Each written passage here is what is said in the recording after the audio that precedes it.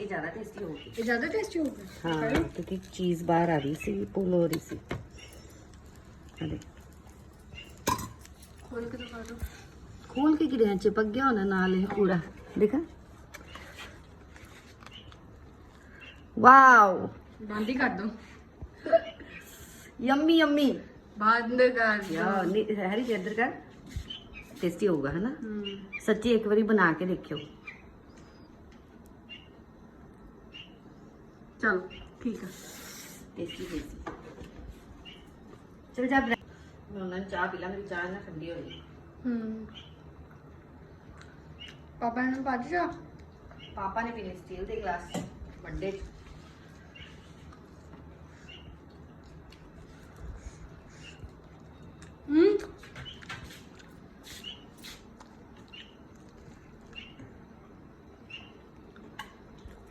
गरमा गरम नहीं खाना मैं। कितनी थी क्या ब्रेड इसमें?